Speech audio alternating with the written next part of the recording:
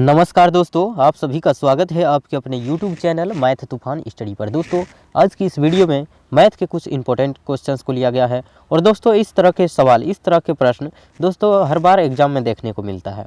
तो दोस्तों चलिए इस वीडियो को देखते हैं और सवाल को बनाने के लिए मैं आपको सबसे आसान तरीका बताऊँगा। तो चलिए वीडियो को शुरू करते हैं। आइए पहला सवाल आपके सामने है। देखिए कहता है यदि किसी भिन्न संख्या के अंश और हर दोनों में 3 जोड़ा जाता है तो उसका मान 10/11 प्राप्त होता है। यदि अंश और हर दोनों में से 4 घटाया जाता है तो उसका मान 3/4 हो जाता है। उस भिन्न संख्या का मान ज्ञात कीजिए।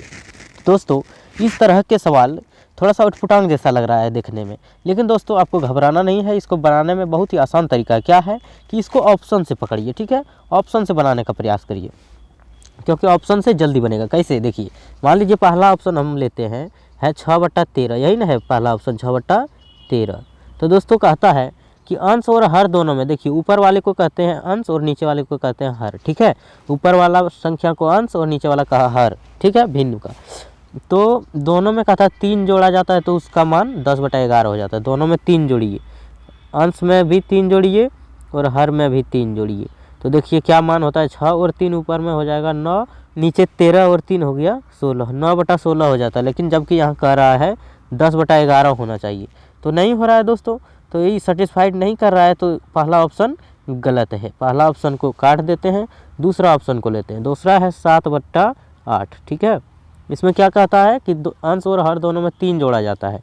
तो अंश और हर दोनों में 3 प्लस करिए और देखिए क्या आता है। देखिए 7 और 3 ऊपर में हो गया 10 और नीचे 8 और 3 हो गया 11, तो 10/11, ठीक है। यही बात तो यहाँ कह रहा है कि 10/11 प्राप्त होता है। अब दूसरा कंडीशन क्या है कि यदि अंश और हर दोनों में से 4 घटाया जाता है, ठीक है, तो उसका मान 3/4 हो जाता है। चलिए अंश और हर में अब की बार 4 घटाइए तो देखिए उसका मान क्या होता है। तो लीजिए अंश में घटाते हैं 4 और हर में भी घटाते हैं 4, कितना होगा, 7 में से 4 गया 3 और नीचे 8 में से 4 गया 4।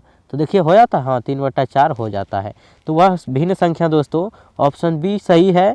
ऑप्शन सी डी चेक करने की कोई ज़रूरत नहीं है। तो दोस्तों इस सवाल को ऑप्शन से बनाएंगे और तुरंत ही बन सकता है।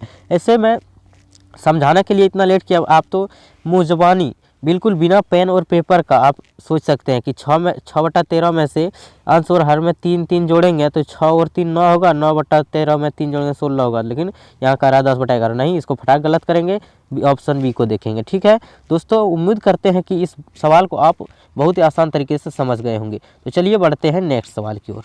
आइए दोस्तों दूसरा सवाल है अपना, क्या है, पी ने 35,000 रुपये निवेश करके एक व्यापार शुरू किया तथा 1 वर्ष बाद क्यू क्या है 21,000 रुपये की राशि के साथ उससे जुड़ गए, ठीक है।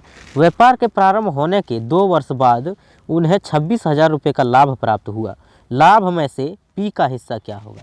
दोस्तों इस सवाल को आप समझिए कि पी एक आदमी है जो कि 35,000 रुपया लगाकर एक व्यापार को शुरू करते हैं, ठीक है। शुरू करने के 1 बरस बाद में, 1 साल बाद क्या है दोस्तों, एक आदमी और आ जाता है क्यू, और वो भी उस व्यापार में 21,000 रुपये लगाता है, ठीक है, और व्यापार से एक साथ जुड़ जाता है दोनों आदमी। और व्यापार प्रारंभ होने से 2 बरस बाद उन्हें 26,000 का लाभ प्राप्त होता है, ठीक है। 2 बरस तक जब व्यापार हो गया तो 26,000 का लाभ हुआ। तो उसमें से कहता है पी का कितना लाभ होगा, ये बताइए, पी का हिस्सा क्या होगा। तो चलिए दोस्तों इसको बनाते हैं। बिल्कुल आसान तरीका है दोस्तों बनाने का। आपको सवाल देखकर थोड़ा सा दिक्कत होता होगा, लेकिन आपको घबराना नहीं, आप वीडियो को देखते रहिए। तो देखिए पी और क्यू, 2 आदमी है, एक है पी और दूसरा है क्यू। अनुपात में देखिए दोस्तों, आप समय और उसका पूंजी को गुना करेंगे तो अनुपात में लाभ निकलता है, ठीक है। लाभ बराबर पूंजी गुना समय, ठीक है, लाभ बराबर पूंजी गुना समय, तो रेशियो में निकलता है दोस्तों, अनुपात में। तो 35,000 रुपया जो पी ने लगाया, ठीक है, उसके बाद कितना तक व्यापार चला, 2 साल तक। तो 2 साल के लिए ये लगाया 35,000, तो 35,000 गुना 2 करिए, ठीक है, पूंजी गुना समय, पूंजी गुना समय, लाभ का रेशियो होता है, ये हो गया 35,000 गुना 2, ठीक है। और क्यू क्या किया, देखिए क्यू क्या किया, 1 बरस बाद यानी 1 साल जब बीत गया व्यापार का, तब उसने 21,000 रुपये लगाया, ठीक है,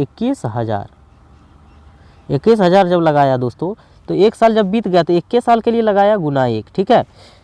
दोनों का पूंजी और समय का गुना कर रहे हैं। ठीक है, बात आप समझ में आ रहा होगा। तो देखिए अब अनुपात में दोस्तों आप कटा भी सकते हैं। देखिए इसको 3 जीरो से ही 3 जीरो खत्म हो जाएगा। देखिए 7 का पहाड़ा में है 7 तिया 21 3 बार में, और 7 का पहाड़ा में 35 है 7 पचे 35 5 बार में। तो इधर क्या बचा 5 गुना 2, 5 दूनी हुआ 10 दोस्तों, और इधर बचा 3 एकम 3, 10 अनुपात 3 हुआ। ठीक है, इसको मिटा देते हैं, 10 अनुपात 3 हुआ, 10 अनुपात 3। तो दोस्तों ये हुआ दोनों का लाभ। दोनों का लाभ देखिए, लाभ में से 10 रुपया जो है इसको मिलेगा पी का, तो 3 रुपया मिलेगा क्यू को। ठीक है, ये हिस्सा है 10 हिस्सा इसको, तो 3 हिस्सा इसको। तो टोटल लाभ दिया है यहाँ पर दोस्तों 26,000। ठीक है, तो टोटल लाभ अनुपात में कितना है जोड़िए, 10 और 3 कितना हुआ 13। अनुपात में लाभ 13 है दोस्तों, जबकि रियल में दिया हुआ है 26,000 लाभ हुआ है। यहाँ तक बात आप समझ गए हैं। तो अनुपात 13 का मान जब 26,000 है, तो अनुपात 1 का मान क्या होगा दोस्तों, अनुपात 1 का मान 13 से ही 26,000 में भाग लग जाएगा, 13 दूनी 26 2000 आता है। तो अनुपात 1 का मान दोस्तों यही 2000 हो गया। ठीक है, अनुपात 1 का मान कितना हुआ 2000। तो अनुपात 1 का मान जब 2000 हुआ, तो अनुपात किसका पूछा है, पूछा है कि पी का हिस्सा क्या होगा। तो पी के अनुपात में क्या है, देखिए पी के अनुपात में है 10, तो अनुपात 1 का मान 2000, तो 10 का मान 10 से गुना कर दीजिए 2000 हो जाएगा 20,000। ठीक, और दोस्तों अगर पूछता कि क्यू का हिस्सा क्या है, तो 3 में ये अनुपात 1 का मान जब 2000 है दोस्तों, तो 3 का मान 2 तिया 6000। ठीक है, यानी समझने वाली बात ये है दोस्तों कि इसको पी का हिस्सा हुआ 20,000 और क्यू का हिस्सा हुआ 6000, 26,000 टोटल लाभ हुआ था। तो दोस्तों इस सवाल में पूछा है कि लाभ पी का हिस्सा क्या होगा, तो पी का ऑप्शन सी में दिया है 20,000, 2000 लिखा है, इसमें 1 जीरो छूट गया है। तो दोस्तों 20,000 रुपया हुआ ऑप्शन सी। बात को आप समझ गए होंगे दोस्तों, हमें उम्मीद है। तो चलिए बढ़ते हैं नेक्स्ट सवाल की ओर और देखते हैं अगला सवाल क्या कहता है। आइए अगला सवाल है अपना कि ए और बी किसी एक निश्चित कार्य को क्रमशः 24 दिनों और 40 दिनों में पूरा कर सकते हैं। ठीक है, ए और बी 24 दिन और 40 दिन में पूरा कर सकते हैं। उन्हें 8 दिनों तक एक साथ काम किया। ठीक है, उसके बाद क्या हुआ, सी ने शेष कार्य 14 दिनों में पूरा किया। 8 दिन तक जो काम किया दोस्तों, उसके बाद जो शेष काम बचा उस सी ने 14 दिन में पूरा किया। ठीक है, एक साथ कार्य करते हुए ए और सी समान कार्य का यानी पूरा काम का 75% कितने दिनों में पूरा करेंगे। ठीक है, इस बात को आप समझ पा रहे हैं। ए और बी जब करता है, ए करता है 24 दिन में, लिखिए यहाँ पर ए करता है 24 दिन में, और बी करता है उसी काम को 40 दिन में। ठीक है, 24 और 40 दिन में। यहाँ तक क्लियर है दोस्तों। अब क्या करेंगे, देखिए दोनों का लघुत्तम निकालेंगे तो कुल काम निकल जाएगा। ठीक है, दोनों का एलसीएम निकालिए, 24 और 40 का एलसीएम कितना होगा 120 हो जाएगा। ठीक है, 120 ये टोटल काम हुआ 120। ठीक है, तो ये जब 24 दिन में 120 काम करता है, तो एक दिन में कितना करता होगा, 24 से 20 120 में भाग देंगे, 24 पंचे 120, 5 काम रोज करता होगा, इसीलिए 120 काम जो है 24 दिन में करता है। और बी 40 दिन में 120 काम खत्म कर देता है, 40 दिन लगाता है, तो एक दिन में कितना होगा, 40 से 120 में भाग देंगे, 40 तिया 120, 3 काम रोज करता है। यहाँ तक बात आपको समझ में आ गया होगा। तो चलिए अब दोनों का काम निकल गया। अब कहता है कि उन्होंने 8 दिन तक एक साथ काम किया। लीजिए 8 दिन तक ये दोनों काम किया। रोज कितना काम करता है, ए करता है 5 और बी करता है 3, 5 और 3 8 काम करता है दोनों मिलकर, 5 और 3 दोस्तों 8 काम करता है रोज। तो 8 दिन तक काम किया, 8 दिन तक काम किया, तो 8 से गुना हो जाएगा 8, तो ये 64 काम कर दिया। तो शेष काम कितना बचा, देखिए 120 को टोटल काम था, इसमें से 64 को काम खत्म हो गया। तो 120 में से 64 माइनस करिए, शेष काम कितना बचा। अब काम बचा है दोस्तों 56 गो। ठीक है, 56 गो काम बचा है, और इसको कौन किया, सी ने किया 14 दिनों में। ठीक है, सी कर दिया इसको 14 दिन में 56 काम। तो एक दिन में कितना करता होगा, तो एक दिन का निकालने के लिए 14 से भाग दे दीजिए। ठीक है, 14 चौका 56, 4 काम रोज करता है सी।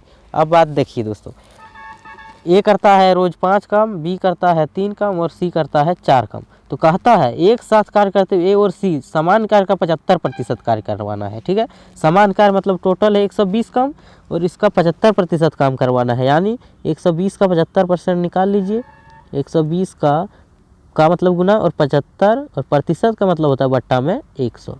ठीक है, 25 का पहाड़ा में 25 तिया 75 होगा दोस्तों, 25 का पहाड़ा में 25 चौक 100 होगा, और 4 से ही 120 कटेगा, 4 तिया 12। ठीक है, 30 बार में ऊपर क्या हुआ 30 गुना 3, 30 तिया 90 काम और बचा है दोस्तों। ठीक है, 90 काम और बचा है, करेगा कौन, ए और सी। ठीक है, ए और सी करेगा। तो ए करता है कितना एक दिन में, ए करता है 5 काम, 5 लिखिए, और बी करता है, तो सी करवाना है सी से, तो सी करता है रोज 4 कम, 5 और 4 9। तो दोस्तों 9 से भाग दे दीजिए 90 में, 9 से 90 में भाग देंगे। देखिए यहाँ पर लिखते हैं 90 भाग 9, तो 9 दहाई 90, 10 दिन में दोस्तों काम ख़त्म कर देगा। हमारा आंसर ऑप्शन डी में दिया हुआ है 10 दिन। ठीक है दोस्तों, आपको बात समझ में आ गया होगा। हमारा आंसर ऑप्शन डी हो जाएगा कि 10 दिन में काम ख़त्म कर देगा। दोस्तों हमें उम्मीद है कि इस बात को आप समझ गए होंगे। चलिए बढ़ते हैं नेक्स्ट सवाल की ओर और देखते हैं अगला सवाल क्या है। अगला सवाल है दोस्तों, मनीष 20,000 होगा यहाँ पर 20,000। ठीक है, 1 जीरो और लगेगा। मनीष 20,000 रुपये को 2 भागों में उधार पर देता है। ठीक है, 2 भाग में उधार देता है। वह पहले भाग को 6% पर और दूसरे भाग को 8% ब्याज पर उधार देता है। बात को समझ रहे हैं, 2 भाग में दे रहा है 20,000 रुपये को, एक पर लगाया है 6% ब्याज और दूसरे पर 8% ब्याज। ठीक है, वार्षिक औसत ब्याज उसको जो है दोस्तों 6.4% प्राप्त होता है। ठीक है, तो 6% और 8% पर उधार दी गई राशियाँ क्या है। ठीक है, तो देखिए दोस्तों, इसको बनाने के लिए बिल्कुल आसान तरीका है, आप बिल्कुल इसको आसानी से बना सकते हैं। टोटल देखिए, एक ठो दिया है कितना पर 6% और दूसरे भाग को 8% ब्याज पर। तो दोस्तों इसको एलिगेशन रूल से बनाएंगे। कैसे, देखिए एक ठो दिया है दोस्तों एक भाग 6% लाभ पर और दूसर का दिया है 8% लाभ पर। ठीक है, 8% लाभ पर। अब देखिए दोनों का जो है वार्षिक ब्याज कितना मिलता है, 6%, 4% दोस्तों हर साल उन्हें मिल जाता है। यहाँ पर कोई दिक्कत नहीं है। तो मिश्रण वाला रूल लगाइए, यहाँ से इसको माइनस करके यहाँ लिखिए और इसका माइनस करके यहाँ लिखिए। अनुपात में ये निकलता है दोस्तों। देखिए 8 में से 6.4 जाएगा तो कितना बचेगा, घटा लीजिएगा तो 1.6 बचेगा। और देखिए बड़का में से छोटका, सिर्फ अंतर लिखना है दोस्तों। ठीक है, बीच वाले में से इसको घटाएंगे, बड़ा है ये बीच वाला और छोटा है ऊपर वाला 6, घटाइए। 6.4 में से 6 चले जाएगा, क्या बचेगा 0.4 बचेगा। ठीक है, पॉइंट से पॉइंट कट जाएगा और 4 से करेंगे, 4 एक कम 4 और 4 चौक 16। कितना अनुपात आया, 4 और अनुपात आया 1। ठीक है, 4:1 में दोस्तों रुपया लगा है दोस्तों। ठीक है, 4:1 में। ठीक है, एक भाग को 4 अनुपात और दूसरा को 1, यानी कहने का मतलब है टोटल 20,000 रुपया है ना, तो टोटल अनुपात को भी जोड़िए। टोटल अनुपात कितना है, 4 और 1 अनुपात में हो गया 5 दोस्तों, जबकि रियल में दिया हुआ है 20,000। ठीक है, यहाँ पर बात क्लियर है। तो चलिए, जब अनुपात 5 का मान 20,000 तो अनुपात 1 का मान कितना होगा, 5 से कटेंगे 5 चौक 20, 4,000, अनुपात 1 का मान हो गया 4,000। ठीक है, यहाँ तक कोई दिक्कत नहीं। तो आइए दोस्तों, अनुपात 1 का मान जब 4,000 हो गया तो कहता है 6% और 8% पर उधार कितना कितना दिया है। अनुपात 1 का मान जब 4,000 तो अनुपात 4 का मान 4 चौक दोस्तों 16,000 ये वाला हो जाएगा। और अनुपात 1 का मान 4,000 तो ये अनुपात 1 का मान 4,000 रहेगा। ठीक है, यहाँ पर बात समझ गए हो दोस्तों। देखिए 16,000 और 4,000 कौन सा ऑप्शन में है, ऑप्शन ए में दिया हुआ है 16,000 और 4,000। यही 2 भागों में दोस्तों 20,000 को बांट दिया था ब्याज पर और दोस्तों वार्षिक ब्याज उनको 6.4% आता था। दोस्तों उम्मीद करते हैं इस बात को भी आप समझ गए होंगे। थोड़ी जगह की इसमें दिक्कत होती है और कलम जो है दोस्तों चलने में दिक्कत होता है। तो चलिए दोस्तों, आप इस बात को समझ गए, उम्मीद है हमें। तो अब आज के लिए इतना ही, फिर मिलते हैं किसी नेक्स्ट वीडियो में। तब तक के लिए थैंक यू, बहुत बहुत धन्यवाद।